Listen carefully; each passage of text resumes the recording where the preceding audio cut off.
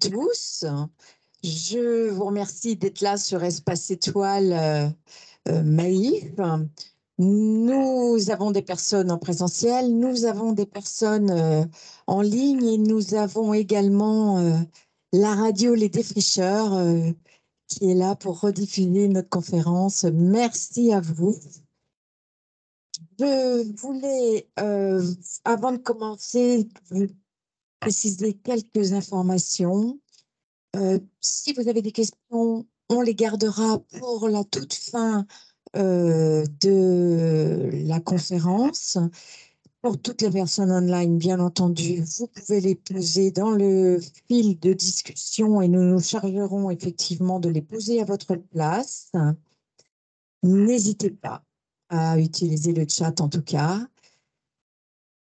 Nous voulions, et c'était important pour nous, dans le cadre de la Journée internationale du droit des femmes, qui était le 8 mars, nous sommes un peu en retard, je suis tout à fait d'accord, on voulait vous parler de quelques femmes d'exception. Nous en avons encore trouvé 3 cette année, nous en avions trouvé 3 l'année dernière, et on voulait qu'elles puissent vous expliquer ce en quoi elles sont exceptionnelles. Des femmes complètement différentes avec des activités, des profils complètement différents et c'est ce qui va faire la richesse de nos discussions. On va commencer par... oui, alors je dois vous donner... Ah oui, j'avais oublié. Je dois vous donner rendez-vous pour demain, un rendez-vous 5 à 7, et oui, ça existe encore, pour un vernissage 18 route du Polygone, un vernissage d'Eva Hébert qui aura lieu donc dans la salle Espace Étoile. Elle a affiché ses petites toiles et sera prête à vous faire des lectures poétiques pour accompagner, faire vivre ces toiles. Et elle vous accompagnera également avec un petit pot pour vous faire passer un petit moment de douceur. On en a besoin quand même en ce moment. À vous, mesdames, mes 3 drôles de dames. La première, Laure Troadec Mazot, gérante du restaurant Glatz. Et également, vous avez créé un label Laure. Et vous nous expliquerez ça tout à l'heure. Bonjour. Deuxième personne, Yvette Palatino. Vous enseignez la boxe française et vous allez nous expliquer votre parcours. Et notre troisième personne, la petite jeune, Constance Scherer, skieuse, étudiante, vous rentrez dans la vie active, vous saurez aussi nous expliquer tout ça. Voilà, donc on va commencer. Je suis accompagnée de Dominique Herengart, notre libraire et partenaire, et nous allons interroger ces 3 drôles de dames. On commence par Laure. Oui, bonsoir à tout le monde. Donc effectivement, comme l'année dernière, nous avons été contactés par 3 personnes que nous avons jugées exceptionnelles. J'espère que vous partagerez notre avis. Donc Laure Troadec Mazot. Laure Troadec, c'est un nom breton. Fait, oui. Je pense bien. Qui, comme l'a dit Sandrine, aujourd'hui exploite le restaurant Glace à la Cruton, mais qui a eu une autre vie. On va aborder cette première partie, et ça va être le cas pour toutes les 3. On va avoir une première partie, une deuxième partie. Une première partie de votre vie, de votre parcours, jusqu'à un événement qui a fait qu'on a une bascule qui va nous mener à cette deuxième partie. Alors, dans un premier temps, on a une vie avec un parcours d'étudiant dans les finances, pour un MBA, pour des choses assez sérieuses, très strictes, très rebutantes même parfois, je dirais, parce que les finances pour les autres, c'est pas un petit peu particulier. Et ce parcours, par contre, à un moment donné, va vous amener à changer complètement d'orientation. et on le verra plutôt en deuxième partie. Et cette bascule va se faire entre les années 2000 et 2015. Mais ça se passe comment avant? Bah, ça se passe bien. Non, mais en fait, le moment de... Alors moi, j'ai toujours eu un fil conducteur, on parlait de femmes d'exception, du fait à la fois du parcours de J'ai baigné en fait, moi, avec une grand-mère qui cuisinait, une maman qui cuisinait, Oui. de méthodes complètement différentes, et aussi un père qui m'a un peu inculqué mon autonomie intellectuelle, financière. Et donc, j'ai tracé la route, hein. Donc, j'ai fait mes études, j'ai travaillé dans une société américaine au niveau du siège européen. Mais j'avais vraiment besoin de créer, moi. Et donc, je pense que la première bascule s'est faite quand j'étais enceinte. Et je me suis dit, là, il faut que je fasse plaisir. Alors avant, quand même, on a un parcours très costume-cravate. Tout à fait, ouais. Alors pour une femme dans ce milieu, comment ça se passe? Bah, ça se passe plutôt bien parce que moi, j'ai été élevée avec 3 frères. Donc, dans un environnement assez masculin, et ça m'a toujours aidé dans ma carrière. Après, j'ai travaillé donc dans les imprimantes, et on m'a toujours dit que j'avais une autorité un petit peu naturelle. Donc, voilà, ça se passait bien, je gravissais les échelons, mais en fait, ça m'a pas suffi. Et on fait d'accord. CV assez extraordinaire. On va gérer des grands comptes, on va faire du marketing, on va avoir vraiment des grosses responsabilités commerciales, financières. Et donc, mais on sent quand même peut-être en dessous ce besoin de création, puisqu'il y a une orientation à un moment donné vers la communication, vers ce genre de choses. Et la deuxième chose qu'on va voir apparaître plus tard, c'est cette grand-mère, cette mère, qui est peut-être là tout le temps, une espèce de réminiscence ou de souvenir de l'enfance. Tout à fait, oui. Bah, quand j'ai fait une partie de mes études aux États-Unis, par exemple, et alors j'aimais bien, en fait, j'ai toujours aimé accueillir les gens, voilà. Donc, et même aux États-Unis, j'avais organisé des dîners, et j'avais proposé aux personnes d'aller dans les marchés pour préparer en fait les repas ensemble. Donc, il y avait déjà ce fil conducteur qui était sous-jacent. Mais quand on a une femme qui vient de France et qu'on débarque dans une société américaine par des diplômes, mais quand on vous entend, est-ce que ça va pas être c'est la petite Frenchie qui va nous faire à manger? Non, non, non, parce qu'après, c'est vrai que j'ai un contact assez facile et naturel, donc j'impose pas non plus. En fait, j'écrase pas les gens non plus, voilà, par ma personne, et j'essaie déjà de me faire accepter pour après. Ma question, c'est plutôt, est-ce qu'il ne faut pas éviter de se faire écraser par la grosse machine américaine, ces grosses entreprises financières Non, elles ont dont on a tous des images peut-être caricaturales. Oui, mais il y a aussi du bon. En fait, aux États-Unis, c'est vrai qu'en termes de responsabilité, je veux dire, c'est des gens qui ont aussi la franchise de dire les choses. Donc, moi, j'ai toujours apprécié la transparence, l'honnêteté, la franchise. Et il y a aussi à apprendre des cultures d'ailleurs, quoi. Et quand même, retour en France, Mhm. et puis on va s'orienter vers la cuisine, vers l'école Escoffier. Donc ça, c'est en 2001. 2001, oui. Parce que pour moi, c'était important. En fait, c'était plus une question comment dirais-je, de pouvoir m'imposer. En fait, comme je n'avais pas de diplôme de cuisine, pour moi, c'était important aussi de me justifier par un diplôme. C'était complètement peut-être illusoire, mais en fait, j'ai eu besoin de passer ce diplôme-là pour me rassurer et me dire, je peux me vendre en tant que chef cuisinière. Donc, j'ai suivi le parcours de Ritz Escoffier pendant 9 mois. Et d'ailleurs, j'ai été un petit peu déçue par cet apprentissage, parce que je trouvais que en fait, j'en savais finalement pas mal. Et j'ai tapé en fait à l'administration en leur disant, mais est-ce que je peux pas plutôt faire des stages en cuisine? Et donc là, j'ai évolué dans l'hôtel Ritz Escoffier. Il y a 7 départements. Donc ça va à l'époque, hein, il y avait l'espagnol qui était étoilé, mais du service en chambre, du service à la piscine, du service les banquets. Et donc j'ai évolué dans tous ces services, et ce qui a été un super apprentissage. Et donc voilà. La cuisine était de toute façon là. Oui, C'était plus une passion oui. qui a pris le pas, quoi. Elle était ancrée en moi, et puis voilà, donc j'ai voulu. Dehors, Oui, une agence de stylisme. le stylisme culinaire. Voilà. Ça, on va garder pour. D'accord. Merci. Bonsoir Yvette. Bonsoir. Alors Yvette, pour toutes les personnes qui ne la verront pas, c'est un petit gabarit, et je vous parle de petit gabarit, un poids plume, un poids mouche, voilà, mais une mouche qui ne nous endort pas, hein. Alors Yvette, vous avez fait le choix, vous, plutôt jeune, de pratiquer un sport, et, et quel sport? Et pourquoi ce sport? Expliquez-nous ça. Moi, c'est une situation qui m'interpelle.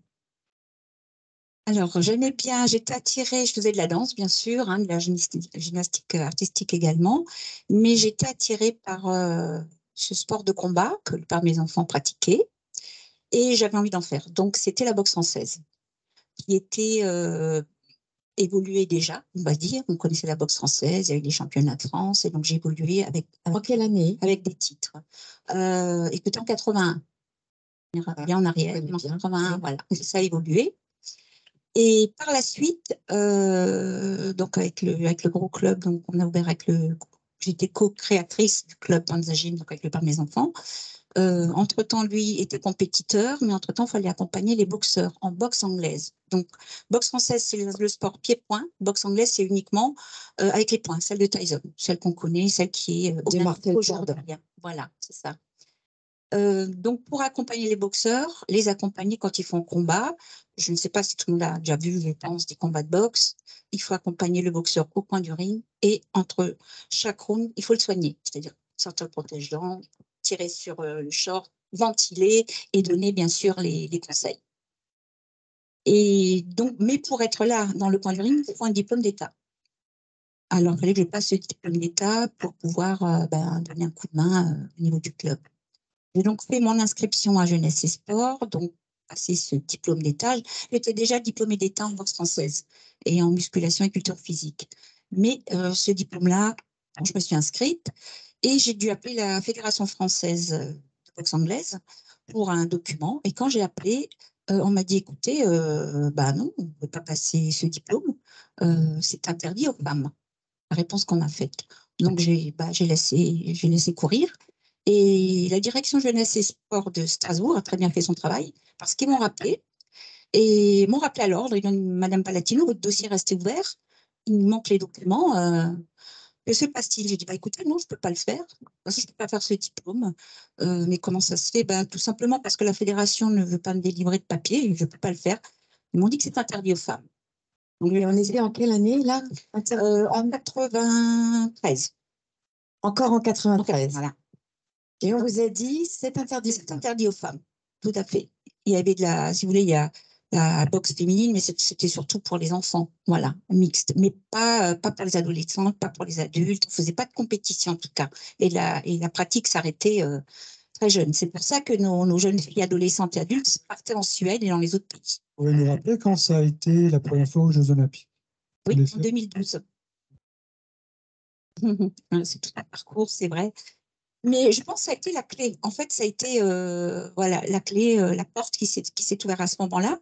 Parce que Jeunesse et Sport m'a dit, écoutez, en tout cas, Madame Palatino, vous allez vous présenter pour préparer ce diplôme d'État. Vous allez à l'INSEP, donc à Paris, parce qu'on a vérifié et il n'y a aucun texte de loi qui dit ou c'est écrit que c'est interdit aux femmes.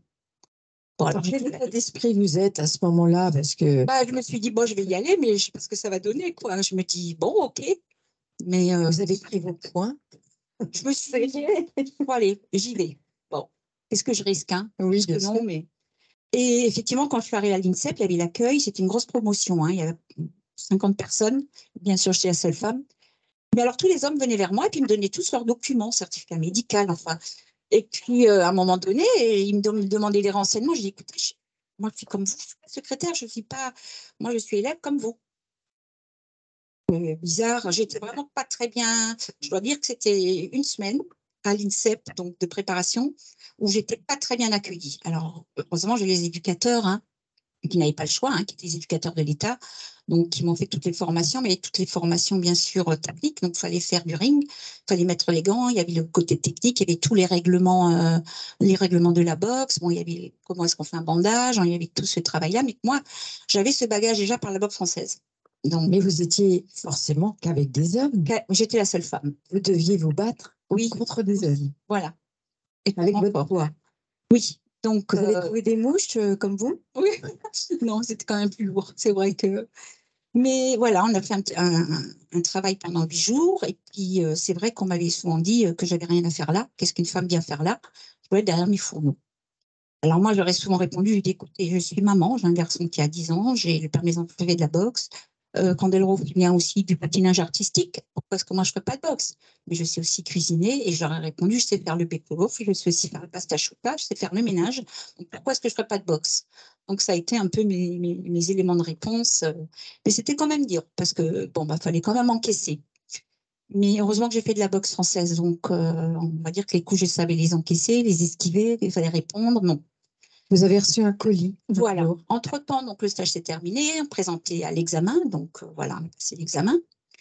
Et en plus, là, je l'ai su après, hein, bien sûr, quand j'étais dans le staff de la boxe, parce que les membres de jury m'ont dit, écoutez, Madame Palatine, c'était de la dure promotion, parce qu'on vous a pris en première pour les questions d'examen, parce qu'on voulait justement mettre cette numérotation sur vous. On m'a dit, le problème, c'est que quand vous aviez répondu à toutes les questions, on était bloqué. Vous avez eu un 18 sur 20 et on a dû se baser là-dessus. Ce qui fait que tous les autres derrière, ben, forcément au niveau pratique peut-être, mais au niveau règlement et tout ça, bon, j'étais préparée, j'ai appris mes leçons. Vous aviez le poids des mots. Voilà. Donc, suite à ça, j'ai passé mon examen. J'ai eu un colis à la maison. Alors, il faut quand même revenir en arrière. Hein. À l'époque, la Poste vous livrait, ils avaient les 4L jaunes, je ne sais pas, il y en a qui s'en rappellent. Ils venaient nous livrer les colis. Et j'avais dans ce colis une serpillière et des gants de ménage. Voilà, que j'avais pas ma place là. Et c'était donc un boxeur qui avait un nom pas plus français que le mien. Donc, c'est vrai qu'il y a aussi une certaine culture aussi. Et voilà, moi, je l'ai remercié. Je lui ai dit, tu vois, moi, mon nom n'est pas plus français que le tien. J'ai aussi une culture. J'ai aussi des parents italiens qui ont immigré et c'est pas évident. Mais voilà. Bon, ça passait. J'ai encore pris sur moi. Et alors, plus tard, quand j'ai réussi mon diplôme d'État, il y a eu boule de neige. Je pense que c'est ce qui l'a peut-être fait réagir, hein, parce que j'ai eu Monsieur Delarue, enfin Feu Delarue, Mireille Dumas, Antenne 2 qui m'ont appelé parce que en fait, j'ai réussi mon diplôme d'État et lui m'a rappelé en s'excusant. Il m'a d'abord félicité et après il s'est excusé parce qu'il m'a dit ben, je m'excuse parce que en fait, je sais que c'est pas correct ce que je t'ai fait, mais je te félicite parce que toi, tu as réussi ton diplôme d'État et pas moi. Donc voilà, après on est encore resté en contact. Hein, moi, j'en veux pas, hein, je passe au-dessus et puis au contraire, je donnais des conseils et tout. Voilà. Continuer un petit peu pour l'aider. Et suite à ça, donc la grande entrée est que maintenant que j'avais mon diplôme d'État, je pouvais accompagner les boxeurs. Et il y avait un combat professionnel. J'ai dû accompagner Antonio Duarte à Paris, à Levallois-Perret, c'est une des grandes salles reconnues. Et quand j'ai préparé le boxeur, hein, mon vestiaire, on les chauffe, on met les bandages, on lui donne des conseils. Et quand je suis arrivée pour aller sur le ring, à un moment donné, on voulait me barrer le passage parce qu'il y a les barrières autour du ring. Et il y avait l'un des éducateurs de la fédération qui est intervenu et qui a tout de suite dit ah non, elle a le droit de passer. Elle a son diplôme d'État, elle peut monter, soigner le boxeur. Bon, à partir de là, après, il y a eu plein d'articles. La petite souris dans le coin du ring, parce que je tirais sur le short du boxeur, je le ventilais, je faisais mon job, quoi. Voilà. Moi, il n'y avait rien d'exceptionnel. Sauf que vous étiez. Et je crois qu'en France, voilà, c'était l'exception, parce que j'étais la première femme diplômée d'État en France, mais non seulement, en Europe aussi. Parce qu'après, l'Italie m'a appelée, m'a demandé d'aller en Italie et voir un peu comment ça se passait. Voilà, à partir de là, j'ai commencé à avoir mon pied un petit peu dans la fédération, par force, on va dire. L'ancien président ne voulait pas ouvrir la boxe anglaise féminine. Les filles partaient à l'étranger boxer. J'ai dit, me rendez compte que nos Françaises, à nous, s'en vont en Suède, au Danemark, ailleurs pour boxer. On a des filles qui sont professionnelles, enfin, qui sont vraiment, j'y crois, elles sont tout à fait capables comme les hommes. Et de là, après, Le premier président m'a dit, ah oui, ok, je ne suis pas hostile, mais sans plus. Et quand le deuxième président est arrivé, ben, j'ai repris mon bagage, je suis allée à la fédération, j'ai montré avec des filles de nos Strasbourgeoises comme qu'on pouvait pratiquer la boxe anglaise en toute sécurité, casque, protège-dents, voilà, tout ce qu'il fallait. C'était pas plus dangereux que la boxe française et que moi, je crois à nos filles. À partir de là, le nouveau président, donc j'ai dû aller à Paris, dû voir plusieurs personnes. Et puis après, il m'a reçu dans son bureau, il m'a dit, bon, Yvette, je vais dire tu, je te fais confiance. Tu vas créer une commission de boxe féminine, tu vas être la présidente, je te laisse faire, mais il ne faudra pas te planter. Voilà, ça c'était sa phrase qui m'est restée, quoi. Je dis d'accord. Droit à l'erreur. Voilà. Il fallait être Je dis ok. exemplaire. Mais moi, Pas j'étais. exception exemplaire. Alors, j'ai dit, bon, bah, ok. Donc, ça fait quand même, et il ne faudra jamais se faire voler parce qu'on a essayé, que le berceau de la boxe anglaise féminine est à Strasbourg. Parce que donc, j'ai organisé à Strasbourg, au Palais des Fêtes, le premier challenge national féminin avec 72 filles qui venaient des 4 coins de la France. J'étais enceinte de ma fille, donc la boxe anglaise féminine existe depuis 26 ans, depuis 97. Et j'ai lancé ce grand championnat. Et ça a été l'ouverture de la boxe anglaise féminine avec les championnats d'Europe par la suite, parce qu'on n'y a pas cru. Moi, j'ai dit, il y a le championnat d'Europe, je vois bien le championnat du monde, et j'aimerais bien qu'un jour, il y ait aussi les JO. Elles ont leur place aux JO, les filles. Bon, on m'a rigolé au nez à l'époque, hein. Et puis voilà. Mais c'est bien parce qu'on a fait du chemin, et en 2012, Vous avez ouvert les Jeux olympiques. Voilà. Merci Yvette. Merci.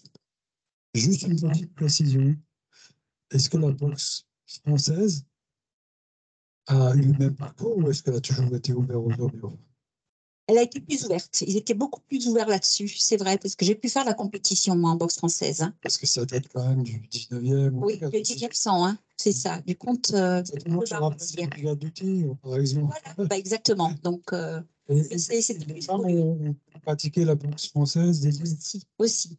Alors, on n'était pas nombreuses parce que j'étais aussi au début quand même, hein, de la boxe française féminine. On n'était pas nombreuses, mais j'ai pu pratiquer la compétition parce qu'il n'y en avait pas beaucoup des filles en boxe française, hein. Donc, mais ça a pu vite évoluer avec la boxe anglaise. Plus ouvert. On va s'arrêter là Merci. pour votre première partie. Merci Yvette. Bonsoir Constance. Bonsoir. Alors Constance, aussi un petit bout de femme, bien jeune. Oui, j'ai 24 ans. Est-ce que vous pouvez nous expliquer qui vous êtes et comment vous avez grandi? Alors, du coup, je m'appelle Constance Ferrer, j'ai 24 ans, je suis originaire d'ici, de Strasbourg, je suis née à Schiltigheim. Et enfin, j'ai fait un parcours, enfin, j'ai fait des études assez classiques, une école de commerce à Bordeaux, une alternance à Paris que j'ai terminée en août dernier. Et suite à ça, je suis rentrée à la maison parce que j'avais un grand projet, enfin, j'ai toujours un grand projet à accomplir, celui de gravir le plus haut sommet de chaque continent en hommage à mon papa qui est décédé d'un cancer du pancréas quand j'avais 9 ans. Alors, vous apprenez ça, c'est arrivé, vous aviez quel âge? Alors, mon papa est tombé malade quand j'avais 5 ans et il s'est battu 4 ans contre un cancer du pancréas et il est décédé quand j'avais 9 ans. Et j'ai appris ses dernières volontés il y a 1 an et demi, donc dans une lettre que j'ai retrouvée donc en mai 2021. Donc, vous retrouvez cette lettre, vous êtes une jeune adulte. Dans quel contexte il a écrit, à votre avis, cette lettre? Quel était ce souhait?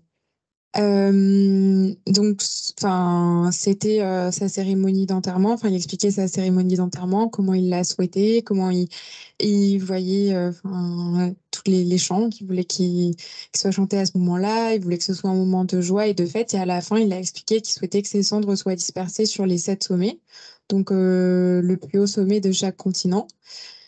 Et comment j'ai découvert cette lettre? J'étais chez ma grande-tante avec ma maman et je crois qu'on n'était que toutes les trois.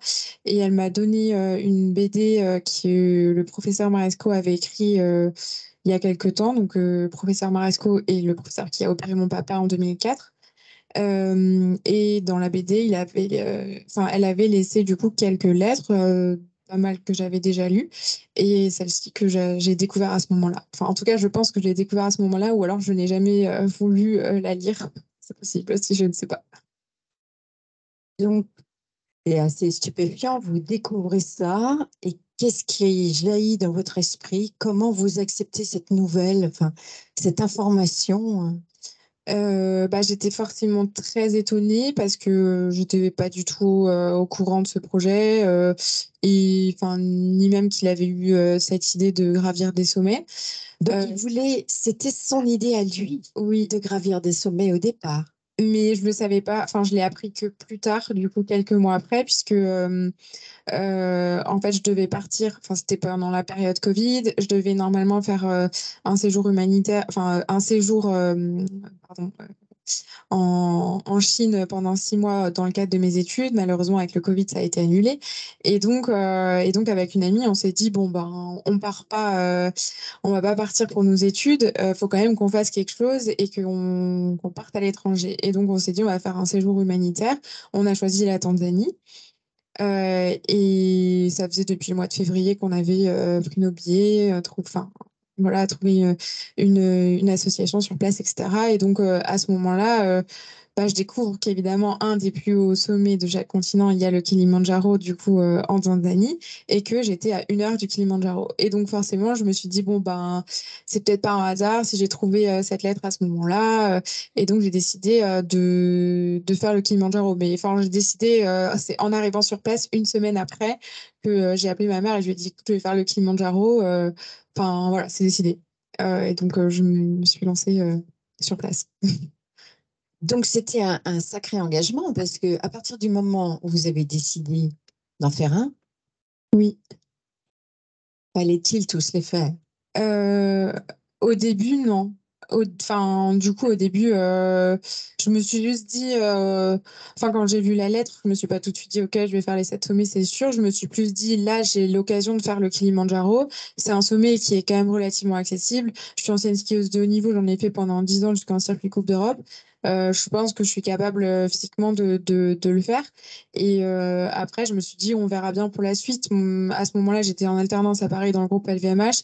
J'avais comme objectif ben, de devenir directrice, enfin, rester dans le groupe et enfin, voilà, gravir les gestions, c'est ce qu'on disait tout à l'heure.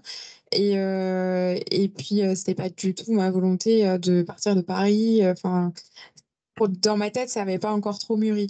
Et donc, j'ai fait Kilimanjaro, ça s'est très bien passé. Et à ce moment-là, c'est vrai que je me suis dit, pourquoi ne pas continuer? Parce que j'ai adoré cette expérience, que ça m'a apporté énormément en termes enfin, de connaissances sur moi-même, du dépassement de soi, mais des émotions que j'avais pas ressenties jusque-là. Et en même temps, c'était aussi pour moi la première fois que je lui rendais vraiment hommage.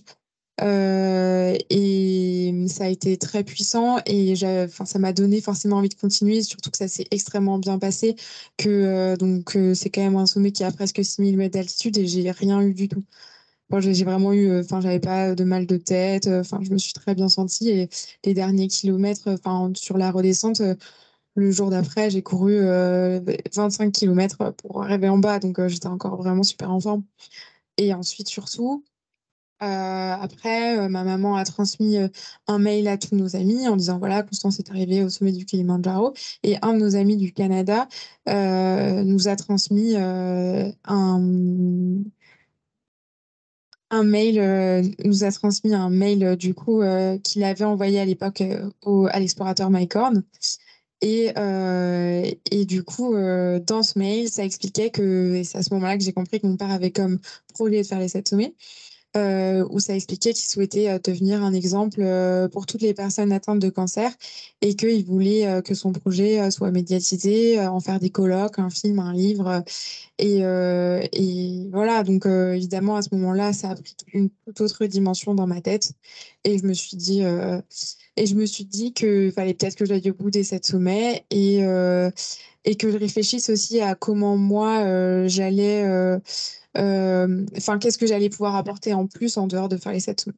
Et donc, ça a mis 6 mois avant avant de trotter dans ma tête. Enfin, j'ai rencontré Mike Horn en décembre, du coup, 2021. Et il a été hyper emballé par le projet. Il m'a dit: «OK, on va faire un sommet ensemble». Ses filles également, ont été très emballées par le projet. Et puis à ce moment-là, j'ai fait aussi une émission sur France 2, Ça commence aujourd'hui. Et je me suis rendu compte de l'ampleur du projet, tout ce que ça engendrait et toutes les émotions que ça créait pour beaucoup de personnes qui ont, comme moi, perdu un parent jeune. Et c'est à ce moment-là où je me suis dit, peut-être que peut-être qu'il faut qu'il y ait une association autour de ça, peut-être qu'il faut, que j'apporte aussi mon aide, et après, je me suis mis en contact avec des assos. Finalement, ça l'a pas fait, donc j'ai créé la mienne. D'accord. Qu'est-ce qui se passe dans la tête d'une personne qui vit des émotions? Parce que, en fait, effectivement, en montant le Kilimandjaro, vous investissez personnellement et physiquement, et en même temps, vous portez les émotions et le testament de votre papa. Qu'est-ce qu'on a comme, qu'est-ce qu'on ressent à ce moment-là? Ben, honnêtement, j'étais hyper heureuse, enfin hyper apaisée, on va dire, finalement d'arriver en haut parce que, enfin déjà j'étais seule, enfin seule. J'avais une équipe avec moi, donc des guides et enfin un guide et des porteurs et un cuisinier, enfin ce qui est obligatoire pour faire ce sommet. Mais j'étais la seule, française, enfin, il y avait pas personne d'autre avec moi. Donc évidemment, c'était aussi un grand moment d'introspection et c'était aussi un moment de communion, on va dire, avec mon papa, avec qui j'ai pu, enfin ouais, je pense qu'il y a beaucoup de choses, quand une personne décède, ben, qu'elle est quand même encore là, très présente, dans beaucoup de moments de nos vies et dans celui-là, particulièrement. Donc c'était un beau moment, de communion. C'est une fierté que vous avez partagée avec les vôtres et que vous avez certainement voulu partager avec votre papa. Oui, ouais, ouais. Et puis après, oui, c'est sûr, enfin, je savais qu'il a été avec moi tout au long de l'ascension et c'était très fort. Et après, je me suis dit aussi qu'il fallait que je commence à partager, mon histoire, comme lui avait souhaité partager la sienne, tout simplement. Et donc effectivement, après, j'ai commencé, à être présente sur les réseaux sociaux et puis de plus en plus. Et puis après, ça a été exponentiel et voilà, maintenant je suis très contente, bah, de voir que je peux, moi aussi apporter quelque chose, à ces jeunes parce que finalement c'est souvent des jeunes qui ont à peu près mon âge, qui me témoignent, toute leur gratitude de mettre en avant cette cause et aussi beaucoup la recherche contre le cancer, mais je pense qu'on en parlera après, Oui. Dans cette phase d'accomplissement, vous étiez manifestement heureuse de réaliser ça pour vous Mmh. et pour lui. Jamais vous vous êtes dit, mais papa, que diable fais-je? Que diable suis-je dans cette galère? Enfin, qu'est-ce qui se passe? Alors, pour le Mont Blanc, enfin pour le Kilimandjaro et le Mont Blanc, du coup, pas du tout parce que c'est les 2 se sont très bien passés. C'était enfin vraiment aucune difficulté particulière à part du plaisir. Et par contre, la Concagua que j'ai fait du coup en décembre dernier en Amérique du Sud, qui est à presque 7 000 mètres d'altitude, là, c'était un peu différent quand même. J'avoue qu'il y a eu des moments de difficulté, il y a eu des moments de galère, il y a eu des moments où on s'est dit: «On va jamais arriver en haut» et finalement ça l'a fait et c'est super. Mais c'est vrai que là, en termes, enfin, au niveau du mental, on est allé le chercher quand même. Ouais, Oui, j'imagine. c'était dur. Merci, Constance. Merci. Je pense que la question de Sandrine n'était pas seulement sur l'aspect sportif, physique, si elle est sur l'aspect moral, mental. Ça n'a jamais été un point de ce- de cet engagement, de s'approprier cet objectif. Non. Enfin, je le vois pas du tout comme ça. Je le vois plus comme, une expérience de vie et aussi comme, enfin, un peu un sens, enfin, je pense que j'étais pas du tout à ma place, dans le monde du luxe, à Paris et que je suis beaucoup plus à ma place aujourd'hui, avec, une association qui me correspond, avec des valeurs qui me correspondent et à pouvoir entourer des enfants, qui en ont vraiment besoin et où je peux leur apporter quelque chose. On passe à la deuxième partie. Oui, donc je reprends le micro pour la deuxième partie avec Laure. Donc on s'était quitté entre 2000 et 2015. 2015, c'est la création d'une structure qui s'appelle l'Appel Laure, le stylisme culinaire. Alors, vous me direz, c'est quoi le stylisme culinaire? Il va nous expliquer, mais il y a deux mots intéressants, c'est stylisme et culinaire. Alors, il y a des gens qui disent stylisme, c'est ceux qui font les photos des plats culinaires, bon, tout le monde croit savoir ce que c'est. Et je pense qu'on aura une meilleure explication. En fait, le styliste, en gros, hein, il faut à la fois, il y a un peu de la veille concurrentielle parce qu'il faut appréhender surtout les tendances. Et donc, le styliste va, en fonction des tendances, des usages aussi, réfléchir à comment mettre en scène un produit. Alors, ça peut être un vêtement, ça peut être un objet et ça peut être aussi, par exemple, une recette.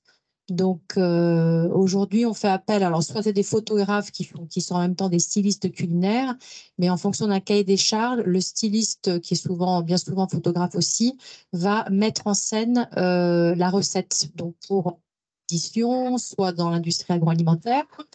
Et en fonction donc à qui on s'adresse aussi, à qui cette recette est adressée, on va regarder comment est-ce qu'on va la présenter en fait. Donc on va travailler sur les couleurs, sur les formes, sur les matières, mais aussi sur la présentation. Est-ce que c'est quelque chose de convivial, donc à partager parce que c'est une recette familiale?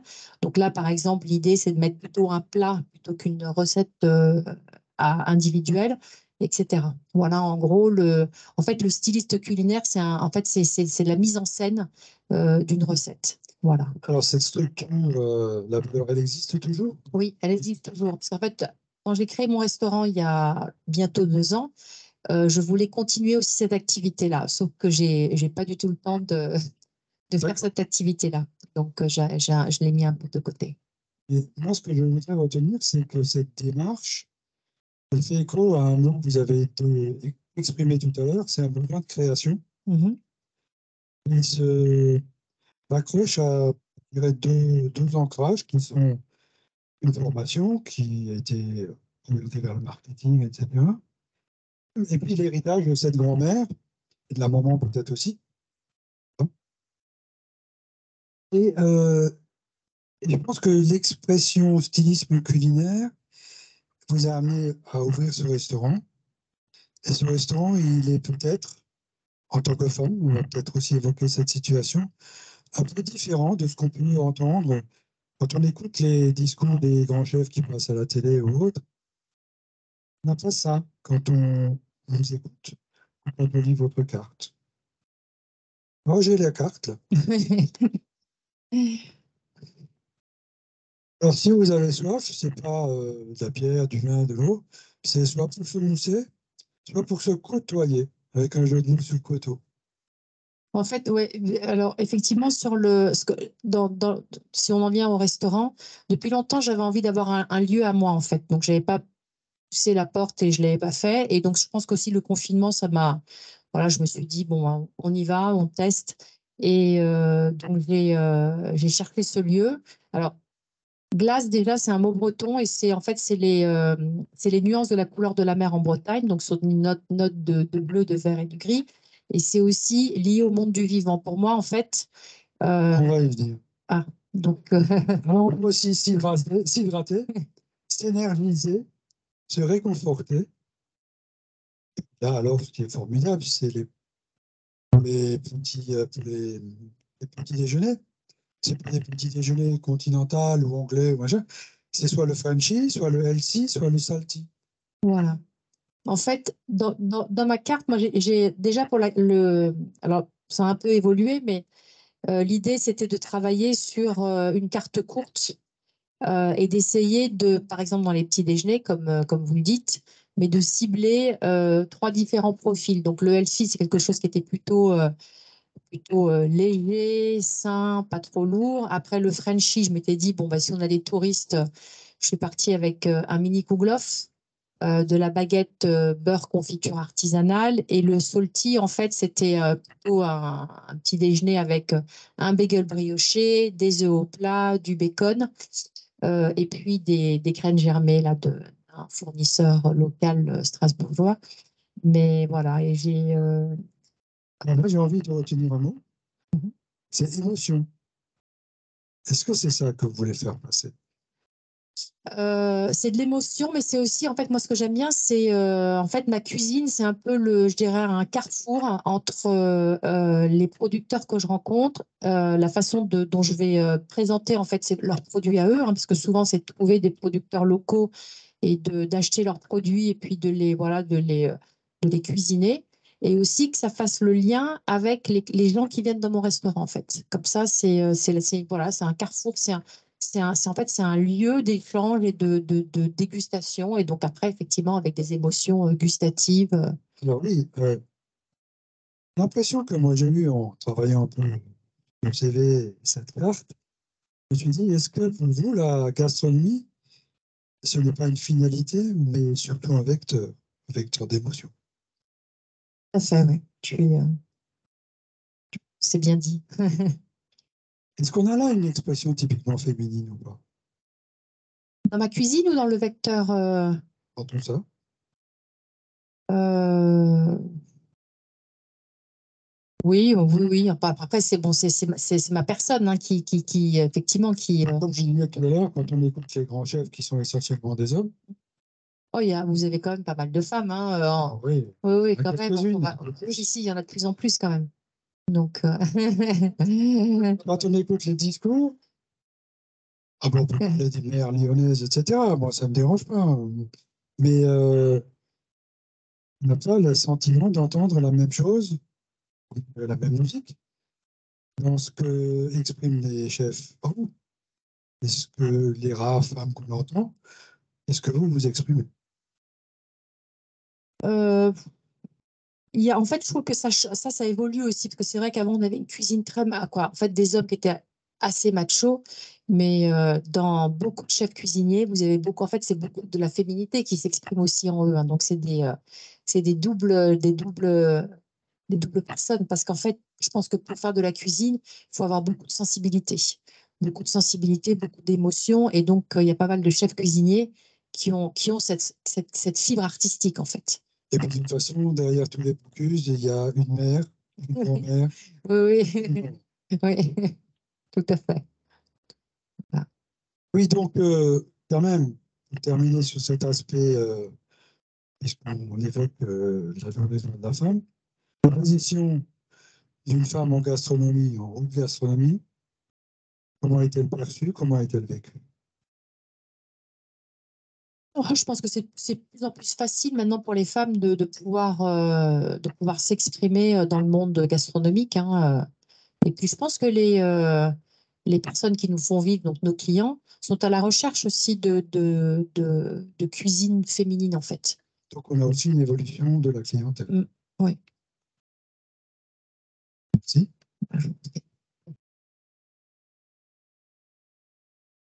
Yvette, nous savons maintenant que vous savez vous battre, ou en tout cas combattre. Vous êtes passé du stade de la discrimination au stade de l'engagement. Est-ce que vous pouvez nous expliquer comment vous avez mûri à l'époque votre deuxième partie de vie? Oui, alors à partir de ce fameux diplôme d'État et puis le lancement de la boxe anglaise féminine, je voulais quand même vous parler d'une cerise sur le gâteau qui a fait voilà, l'évolution de la chose. Après, on va venir sur mon association.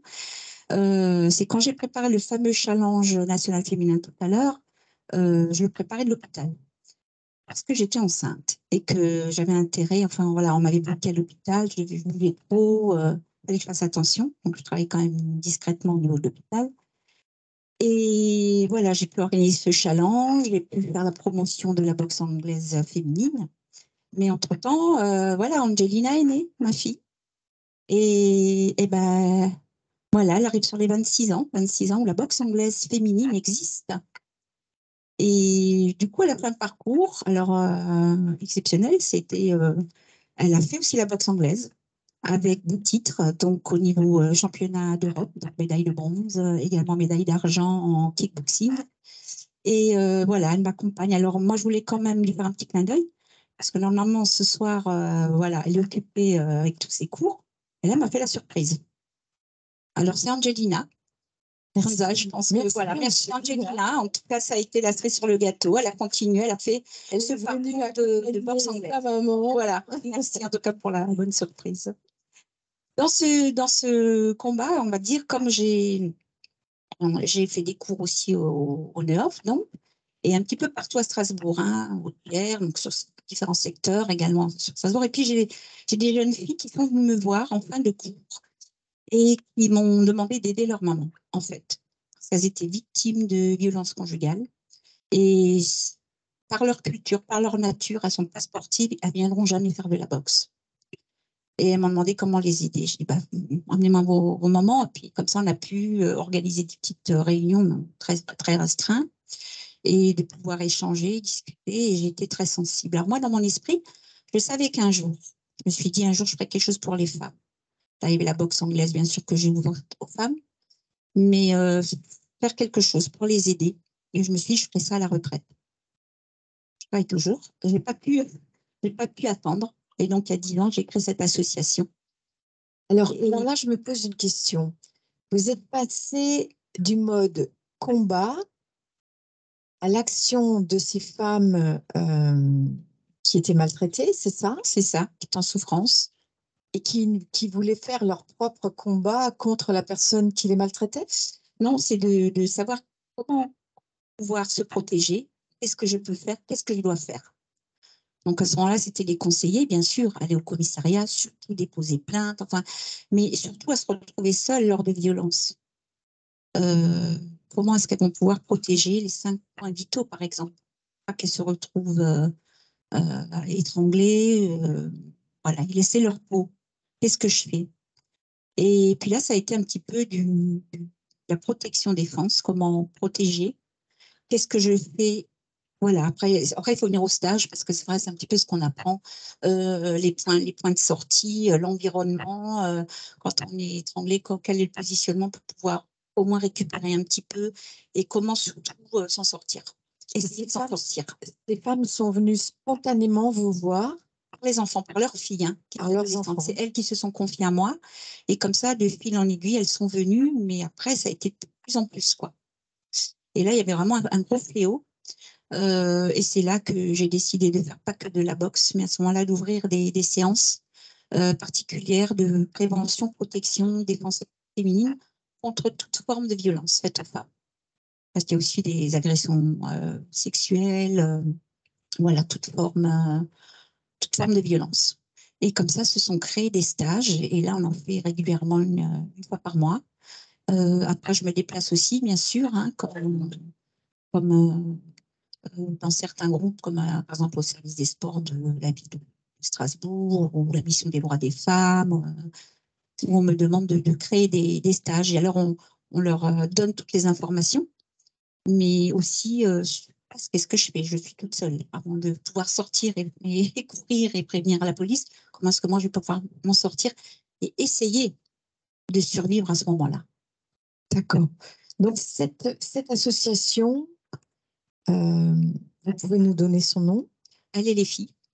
C'est pas anodin. Voilà, ça donnait quelque chose qui me plaisait. Et puis, j'ai dit, allez les filles, il faut y aller très souvent. Et puis, c'était spontané. C'est sorti comme ça du cœur et c'est mon association de cœur. Donc, vous transmettez votre énergie, qu'elles puissent se défendre et reprendre en main leur destin. C'est ça. Essayer de donner de l'énergie, après, bien sûr, avec tout un groupement et puis tous les moniteurs et de pouvoir. Je crois qu'il faut qu'un maximum de femmes puissent aller, que ce soit dans d'autres stages, hein, peu importe, qu'elles fassent quelque chose. Mais voilà, quand on se retrouve seule, même les jeunes filles, hein, elles sortent de discothèque le soir, ou en discothèque même, on leur donne un petit peu les renseignements, d'avoir un petit peu le coup d'œil et essayer de se sortir de ces situations délicates, on va dire, hein, même en rentrant chez elles. Le serait-ce que le coup d'œil de l'environnement, d'avoir ses clés en main, qui peut être aussi une arme de défense s'il faut. On leur parle bien sûr de la légitime défense, mais jusqu'où va-t-elle? Et jusqu'où, bah, faut y aller, hein. Voilà, à un moment donné, cette fameuse bulle aussi autour de soi. Est-ce que j'autorise à ce qu'on passe cette bulle? J'ai pas autorisé. On m'agresse, bah, tout de suite, il faut réagir, quoi. Enfin, en tout cas, essayer. Peut-être je vais sauver ma peau, peut-être pas. moi, j'aurais essayé de faire quelque chose. Et puis après, tout ce travail d'automatisme aussi. Quand on pratique, après, c'est automatiquement un automatisme. Et c'est ce qu'on essaye de donner à toutes ces femmes et voilà, de les encourager aussi à ne plus subir, mais à être réactive et être proactive. Et en fait, vous avez basculé du côté sportif et compétition en vous évaluant par rapport à d'autres, au côté je vis dans une vraie vie où il y a des femmes qui sont en danger, et là, je veux les aider, en fait. C'est ça. C'est une belle démarche. C'est tout à fait ça. Pour dire peut-être que moi, à l'époque, j'aurais bien aimé, mais il n'y avait pas d'association, il n'y avait pas de toutes ces structures aujourd'hui, hein, que je me dis super, on a quand même fait du chemin. Il y a encore beaucoup de travail, c'est sûr. Il faut continuer. Je pense que c'est sans relâche. Il faut qu'on reste déterminé vraiment à ça et que derrière, ça suive aussi. Mais voilà, il faut que toutes les femmes puissent se défendre déjà elles-mêmes. En tout cas, vous faites tout pour les armer dans l'esprit. Voilà, c'est ça, c'est ça. Et je pense que ce qu'il y a de très fort chez nous, chez les femmes que je les aime certainement, c'est qu'on a cette détermination. Moi, c'est le mot-clé.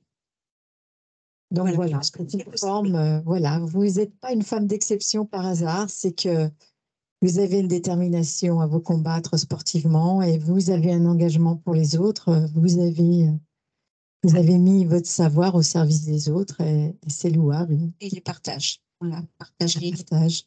Est-ce que possible? Oui, vous pouvez nous donner l'adresse de votre association, parce que je n'ai pas plus l'âge de me défendre. Mais... Alors, c'est à les filles et c'est à la Maison des associations. Merci. Et on en est Pour tous ceux qui veulent apprendre à se défendre. Et puis, on évolue aussi voilà, avec d'autres cours aussi, parce qu'il y a de la demande et on continue à évoluer. Hein. Voilà, on m'a aussi demandé un petit peu du yoga, du pilates. Donc, du coup, on a fait tout un cours avec yoga, pilates, jazz, mais où tout le monde peut pratiquer, hein, des jeunes, voilà, et puis un peu plus âgés. Et voilà, et puis je remercie ma prof de danse qui m'a aussi fait la surprise ce soir. Et c'est aussi quelque chose où on évolue. Il y a de la demande et voilà, pour pouvoir exprimer aussi et lâcher prise. Ça aide beaucoup. Voilà. Merci Yvette. Merci. Dominique, je te laisse le soin de parler à Constance. Et on va passer à la deuxième partie du parcours de Constance. Là aussi, on va parler d'une association. Je voulais d'abord faire une petite remarque sur le chiffre 7. C'est un chiffre qui est tellement lourd de symboles. Est-ce qu'il a un effet sur la démarche ou pas? Non, pas du tout. Non, enfin, pas pour moi. Après, oui, c'est vrai qu'il y a des 7. Enfin, mon papa est né un 27 février, mais après, pas plus que ça, non. C'est une coïncidence, mais qui est révélatrice, me semble-t-il, pour la démarche. Alors, on dit 7 sommets parce qu'il y a 7 continents, en fait 6, mais on divise l'Amérique en deux, si j'ai bien compris. C'est ça, exactement. Il y a les 7 sommets, il y a l'aspect réel et puis un aspect symbolique. Oui. Je pense que dans la démarche de cette association, je lis ici qu'il y a pour but principal d'accompagner des enfants qui ont un parent atteint du cancer. C'est une démarche révolutionnaire, je dirais. Pour ça, on entend qu'il faut aider les aidants. Et là, on est dans une démarche un petit peu similaire. On entend à propos du cancer souvent l'accompagnement des malades, essayer de réaliser leurs envies ou leurs objectifs ou leurs combats. L'accompagnement des enfants des malades, et accompagner les enfants qui ont un enfant, un parent, c'est une démarche vraiment révolutionnaire, me semble-t-il. Oui. J'ai jamais entendu parler de ça. Non.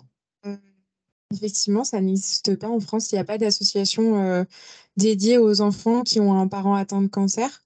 Alors que il y a des associations évidemment pour les personnes qui sont atteintes de cancer, pour les enfants qui ont un cancer. Il y a des associations plus globalement aussi pour les parents qui ont un enfant atteint de cancer. pour les aidants, mais il n'y a rien pour les enfants spécifiquement. Et en fait, quand enfin, au moment où j'ai appris que mon père souhaitait devenir un exemple pour les personnes atteintes de cancer, je me suis dit, mais moi, je peux pas l'être, lui, je l'ai pas vécu. Qu'est-ce que je pourrais faire?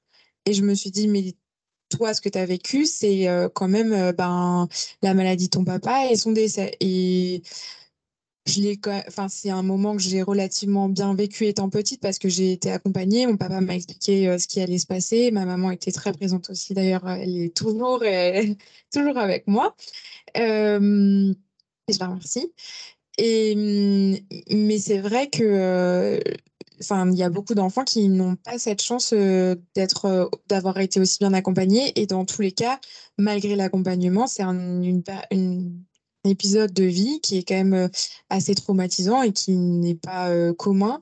Et je pense que c'est important pour un enfant de pouvoir en parler, de pouvoir s'exprimer par rapport à ça et pas seulement auprès de psychologues, parce qu'évidemment, bah, un psychologue, on sait que c'est du corps médical et on va pas parler de la même manière que quand on parle à quelqu'un qui a vécu exactement la même chose que soi, et on sait que on peut parler librement et qu'on peut raconter des expériences spécifiques. Et à l'inverse, moi, je peux aussi raconter ma propre expérience. Et je pense que là, au fur et à mesure que l'association commence à prendre de l'ampleur, tout le monde se rend compte de l'importance et il y en a beaucoup qui me disent, mais je comprends même pas comment c'est possible qu'on n'y ait pas pensé avant. Donc, d'un point de vue purement pratique, cette association va aider à mettre en place des projets. Je pense que C'est ça. vous avez d'autres gens qui vous ont rejoint, qui ont un peu le même parcours, ou qui ont aussi des objectifs qu'ils vont réaliser, qui ne sont peut-être pas forcément sportifs, ou dans l'alpinisme, ou dans autre chose. Oui, tout à fait. Bah, du coup, donc, j'ai créé l'association en mars 2021, donc elle a un an tout juste. Et en la créant, enfin, toujours comme ça, j'aime bien enfin, faire un peu les choses au jour le jour et voir ben, où vont être les besoins, comment l'association va se créer et va évoluer au fur et à mesure selon les personnes que je vais rencontrer, etc. Donc c'est vrai que au début on était parti là-dessus, mais là avec enfin, j'ai tellement de demandes sur les réseaux sociaux de jeunes qui ont vécu la même chose que je me dis que ça peut être aussi intéressant de créer des groupes de parole pour des jeunes qui ont perdu des parents.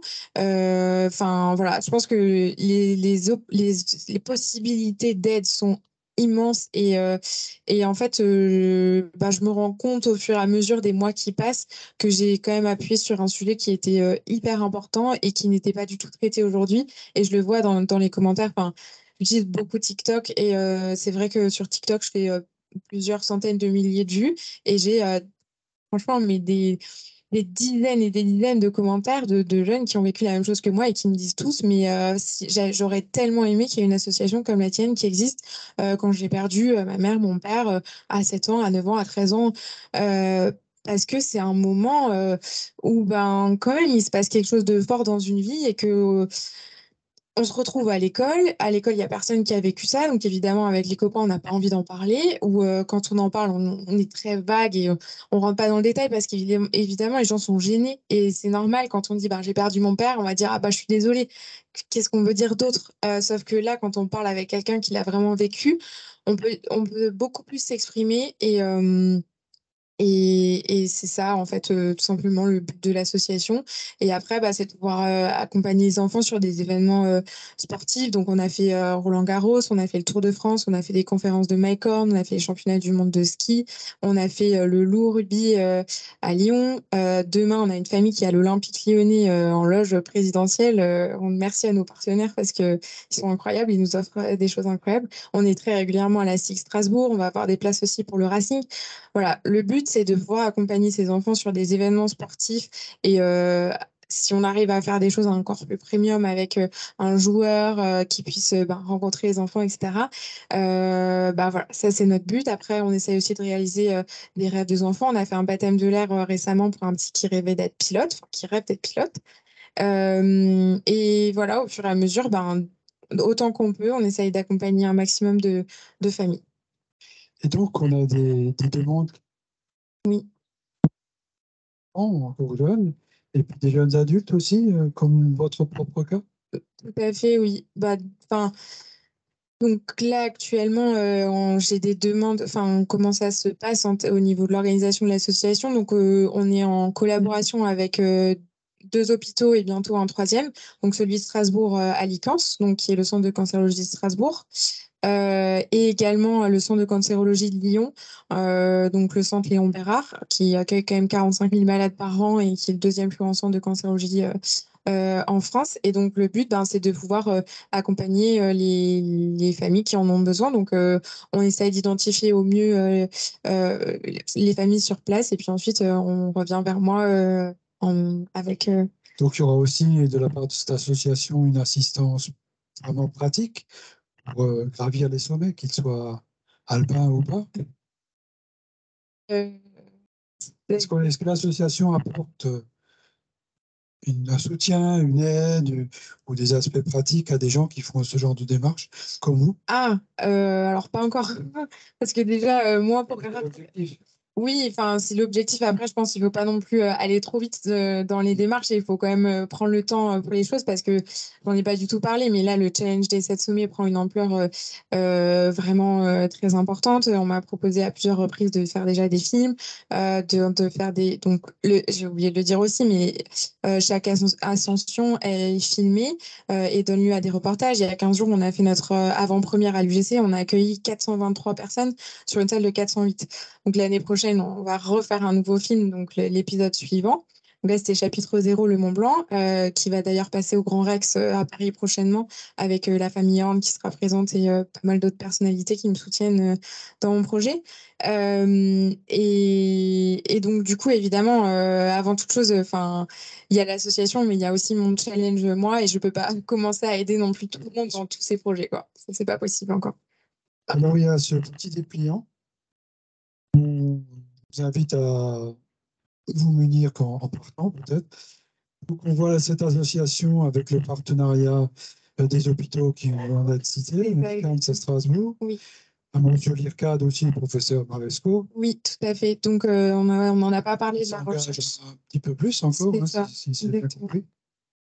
Donc, enfin, j'ai pas du tout parlé du côté recherche contre le cancer, mais le but de mes reportages aussi, enfin, voilà, on est en train de discuter avec des distributeurs, enfin, des diffuseurs, des chaînes télévision, enfin, TF1, France 3 aussi, et des diffuseurs type Netflix pour la diffusion des reportages. Et le but, évidemment, ben, des reportages, c'est aussi de mettre en avant la recherche contre le cancer et particulièrement du coup celle qu'a pu faire le professeur Maresco, qui a fondé l'IRCAD il y a maintenant quelques années en arrière. Il y a 8 IRCAD actuellement dans le monde, donc c'est un institut de recherche pour les cancers du tube digestif, enfin, les cancers digestifs. Et il a fait, c'est le premier professeur à avoir fait une opération à distance. Il était à Strasbourg, il a opéré à New York. Voilà, on a eu l'occasion d'échanger beaucoup sur les recherches qu'il a pu faire. Je vous invite à documenter grâce à ces petits dépliants. Ensuite, il y aura un moment d'échange. Il y a des questions peut-être dans la salle ou à distance? Non? Il ne nous reste plus qu'à remercier ces dames. Oui, je voudrais juste que vous nous apportiez un petit mot de la fin. En tant que femme d'exception, Constance, puisque vous avez le micro, en tant que femme d'exception, c'est quoi votre prochain projet exceptionnel? Ah, oh là, il y en a beaucoup là, des projets. Le prochain de grande Oui, importance, le prochain, exceptionnel. oui, quand le même. prochain grand projet, bah, c'est le prochain sommet, c'est l'Alaska en juillet. Voilà. Donc, c'est le mont Denali qui est à 6200 mètres d'altitude.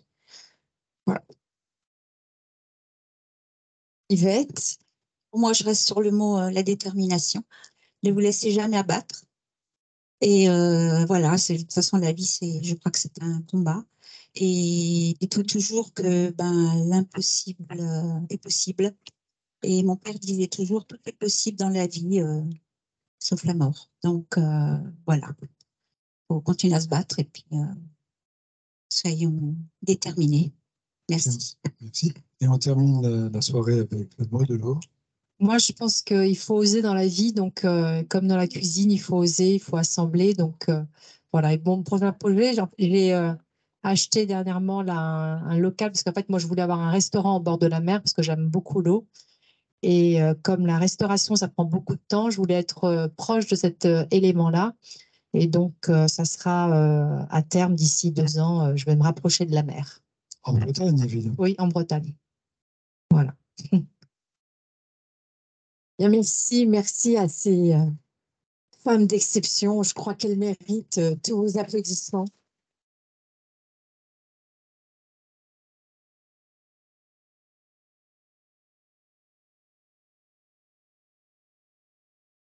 Quant à nous, nous nous retrouverons le 4 avril pour une prochaine conférence avec l'association Colécosol sur le chocolat équitable, le cacao équitable. Donc, si vous êtes intéressé, n'hésitez pas à vous inscrire sur le site de Maïf Événements. À bientôt. Bonsoir.